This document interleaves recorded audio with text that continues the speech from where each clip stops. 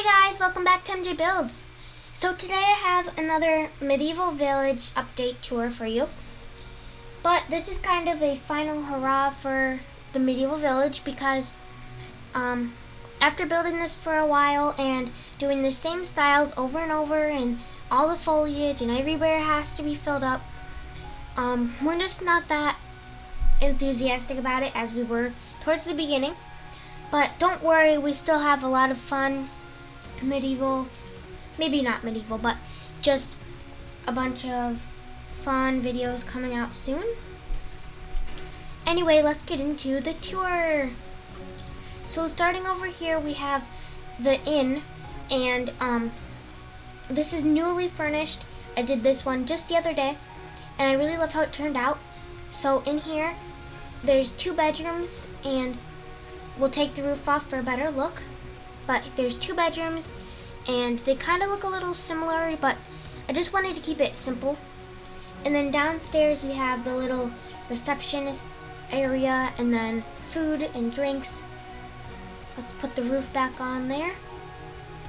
And then we have the blacksmith over here. I really like how this one turned out. It's probably my 3rd favorite building. Up here we have the living room and bedroom for them, and then the armory stuff downstairs. And then there's the actual blacksmith working on the weapons. Then across from that, well actually no, here's the front. We have that shield up there. And then there's a cart down here, a sausage, chicken, meat cart. There's a bunch of those throughout the village as well. And we also put this hanging flag rope across these 2 buildings because the next building, which is attached to the flag thing, is the carpenter. So he's just making a bunch of wood things, so a bunch of stuff out of wood. We have a wheel, a crate, and then there's him actually cutting some wood up. Maybe he's working on his next project. And then the next building is the farm, my 2nd favorite one, because we have the wheat area, and then we have the chickens or roosters. And then up here is the bedroom and dining area and kitchen, and then downstairs is where they sell all of their products that they harvest or create from their farm. And as you can see, there's a bunch of trees and foliage, and that's the thing with Medieval Village or outside areas. You have to fill up little spaces, so you can't just leave an area without any foliage because that would look out of place. So that's one of the reasons why this was also a pretty hard project. And then here's the town square area. We have a bunch of village folk, and the carts, as I mentioned, and there's the statue in the middle, and people riding horses, and there's a well, and the path took forever to do. And here's the next building. This is the spell book and library and magic place, and this is by far my favorite building. You can see that there's a bunch of books up here and also some potions or things in the back there. And then down here we have wands and a bunch of magical gems and books and spell books, and that's why I love it so much, is because I'm a big fan of non-fiction, so fantasy stuff. And then over here we have some suspicious looking people. They are actually Zeblins, and that's part of a story that I'm creating about this village actually, and I'm pretty far into it and I love it so far. Comment down below if you want to hear more about it. So there's the front of them. They're evil creatures that are trying to steal the Power Stone. And the Power Stone is what sustains the whole village.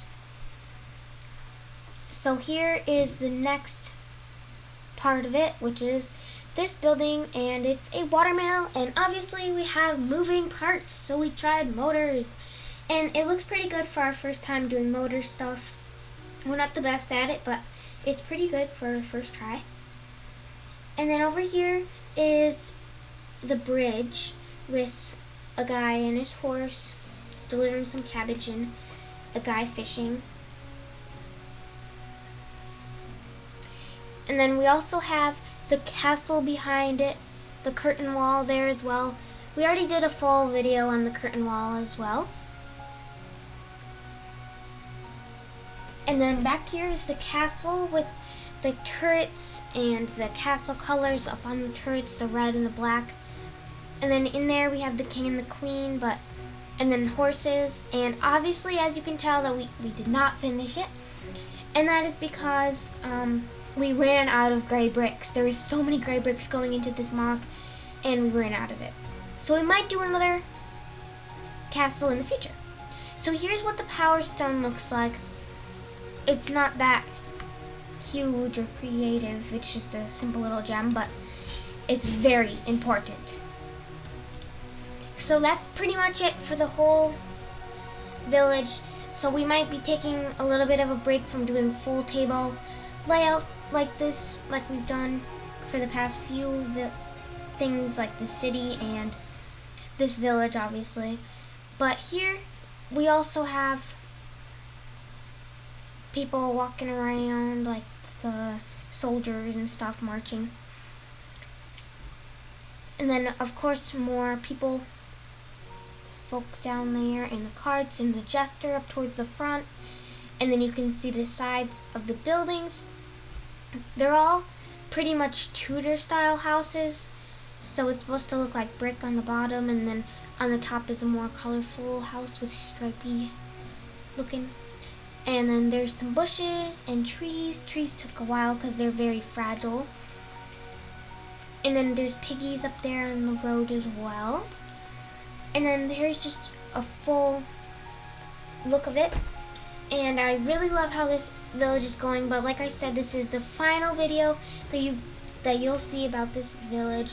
So if you like this village just as much as I do, and you're sad to see it go, but also you like this video, be sure to like the video, give it a big thumbs up, subscribe if you haven't already, and I'll see you next time. Bye!